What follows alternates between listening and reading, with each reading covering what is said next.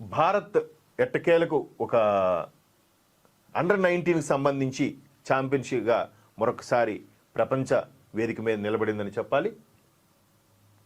ఆ వార్త ఒకసారిగా నిన్న సోషల్ మీడియాలో కూడా చాలా వైరల్ అయ్యింది. అండర్-19 కూడా భారత్దే కప్పు అని. అంటే వైభవ్ సూర్యవంశీ విశ్వరూపం 80 బంతుల్లోనే 175 పరుగులు. భారత్దే అండర్-19 ప్రపంచ కప్ ఫైనల్లో ఇంగ్లాండ్పై ఘన విజయం. అసలు ఇంగ్లాండ్ ఏంటంటే చాలామంది క్రికెట్ చరిత్రలో చెప్పుకునేది ఏంటంటే ఇంగ్లాండే క్రికెట్ పుట్టింది అక్కడే. సో కానీ వరల్డ్ కప్ మొన్న రీసెంట్గా ఎప్పుడు వచ్చినట్టుంది ఇంగ్లాండ్కి. చాలా సందర్భాల్లో ఆస్ట్రేలియాకు 4 సార్లు 4 వరల్డ్ కప్లు వచ్చాయి, ఇండియాకు ఒక 2 వచ్చాయి, వెస్టిండీస్కు 2 వచ్చాయి.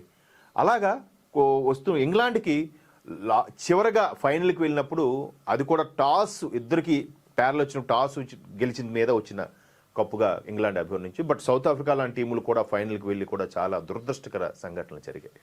సో ఇక్కడ ఇండియాకి అండర్-19 వరల్డ్ కప్ మరొక్కసారి ఇంగ్లాండ్లో పుట్టిన క్రికెట్ని ఇంగ్లాండ్ వాళ్ళని చితగ్గొట్టి మరి కప్పు కైవసం చేసుకున్నారు. ఇది ఒక్కసారి మనకు సోషల్ మీడియా వేదికగా కానీ అన్ని ఛానల్స్లో కూడా హల్చల్ అవుతున్న వంశం. సూర్యవంశీ చెలరేగిపోయాడు. ఆయన గురించి ప్రత్యేకమైన ఆర్టికల్స్ కూడా పేపర్లో వస్తున్నాయి. చూడండి, భారత్కు ప్రపంచ కప్ల కాలం. గత ఏడాది భారత్ మహిళల జట్లు వన్డే వరల్డ్ కప్, అందుల ప్రపంచ కప్ గెలిస్తే ఇక్కడ చూడండి వరుస మనకి ప్రపంచ కప్పులు. ఇక్కడ మహిళల జట్టు వరల్డ్ కప్ కూడా భారత్ కైవసం చేసుకుంది లాస్ట్ ఇయర్.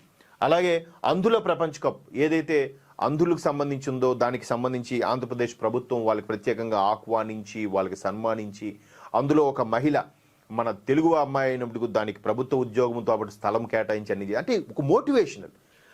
ఇదే అంటే వరల్డ్ కప్లు, మెన్ వరల్డ్ కప్పు, 2020 వరల్డ్ కప్పులు, దాంతోపాటు ఐసీసీ వరల్డ్ కప్తో పాటు మహిళల వరల్డ్ కప్పు, అంధుల వరల్డ్ కప్ గెలిస్తే గత ఏడాది కుర్రాలు అదరగొట్టారు. స్ఫూర్తిదాయక ప్రదర్శనతో అండర్-19 ప్రపంచ కప్ను కైవసం చేసుకున్నారు.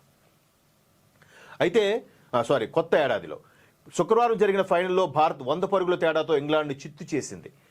వైభవ్ సూర్యవంశీ 175 అంటే 80 బంతుల్లో 15 సిక్స్లు 15 ఫోర్లు. అంటే ఏంటి అది మనం మ్యాచ్ చూస్తున్నంతసేపు కూడా ఎలా ఉందంటే అది దాన్ని ఏమంటారు హైలైట్సా నిజంగా మ్యాచ్ అర్థం అలా అంత అద్భుతమైన పెర్ఫార్మెన్స్. విధ్వంసక శతకంతో మొదట భారత్ 50 ఓవర్లలో 9 వికెట్లకు 411 పరుగులంట.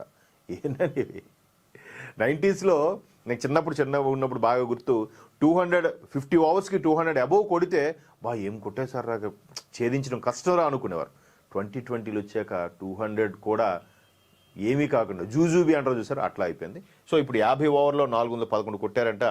అయితే ఛేదంలో ఇంగ్లాండ్ 40.02 ఓవర్లో 311 పరుగులకి ఆల్అౌట్ అయింది. అండర్-19 ప్రపంచ కప్ గెలవడం భారత్కు ఇది 6సారి. భారత్లో ఉండే అవకాశాలు, భారత్ కల్పిస్తున్న సదావకాశాలని ఒడిసి పట్టుకుంటే ఇట్లాగే జరుగుతుంది. ఒకప్పుడు మనకి రావట్లేదు అది రావట్లేదు అంటే కొంత రాజకీయ ఇది ఉండేది, ఎందుకు కుటుంబ నేపథ్యమైన రాజకీయం. కానీ ఇప్పుడు ఒక ఛాయ్ వాళ్ళ ప్రధానిగా ఉన్నాడు. ఆయన తదనంతరం ఎవరు వాళ్ళ కొడుకు మనవడు అవి ఎవరు లేరు. నెక్స్ట్ ఎవరు కష్టపడి పనిచేస్తే వాళ్ళు వస్తారు. నితిన్ నబీన్ 45 ఏళ్ళ యువకుడు. అంటే రాజకీయాల్లో 40 ఏళ్ళు ఉన్నవాడిని 50 ఏళ్ళు ఉన్నవాడు కూడా యువనేత అనొచ్చు. సో అటువంటి యువకుడిని భాజపాకే అధ్యక్షుని చేశారు, జాతీయ అధ్యక్షుడు. మిగతా పార్టీలో అది సాధ్యమా? ఇంపాసిబుల్. ఒకవేళ చేసిన ఎవరో ఒక బాగా ఏజ్ 70 ఏళ్ళు దాటిన వాడిని ఒక అధ్యక్షుడిగా పెడతారు. నామకే వాస్తే వాడు ఉంటాడు, మొత్తం వీళ్ళు చెప్తున్నట్టుగా వాడు వినాలి. రబ్బర్ స్టాంప్ అనమాట. బట్ భాజపాలో అది కాదు. మంచి ఎవరైతే కష్టపడతారో, ఎవరైతే తన టాలెంట్తో రాష్ట్రాల్లో జరిగే ప్రాంతీయ ఎన్నికలు కానీ, మున్సిపల్ ఎన్నికలు కానీ, పంచాయతీ ఎన్నికలు కానీ, అసెంబ్లీ ఎన్నికలు కానీ, సార్వత్రిక ఎన్నికల్లో కానీ ఎవరైతే కష్టపడి పనిచేస్తారో వాళ్ళందరినీ జాతీయ కమిటీ ఒకటి అబ్జర్వ్ చేస్తూ ఉంటుంది. మీరు ఎవరిని తీసుకోండి, వాళ్ళు బ్యాక్గ్రౌండ్ చూస్తే ఒక సామాన్య మధ్యతరగతి వచ్చి ఉంటాడు. బట్ ఆర్ఎస్ఎస్ కోసం అహర్నిశలు శ్రమించి పనిచేసి ఉంటాడు. పనిచేస్తే ఆబ్వియస్లీ వాడు దేశభక్తుడే. మీరు ఎవరిని తీసుకోండి, ఎవరి చరిత్ర తీసుకోండి. ఒక దళిత మహిళని తీసుకొచ్చి భారత ప్రథమ పౌరురాలు చేసిన ఘనత భాజపా ప్రభుత్వందే.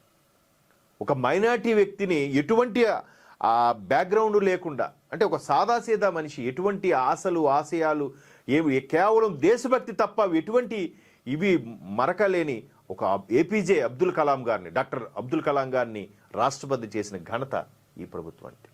అంటే ఇవన్నీ ఎందుకు చెప్పాల్సి వస్తుందంటే, అసలు అవకాశాలని రాజకీయాలకి, స్వార్థపరులకి, రికమెండేషన్స్కి పక్కన పెట్టి ఛాన్సెస్ ఇస్తున్నారు.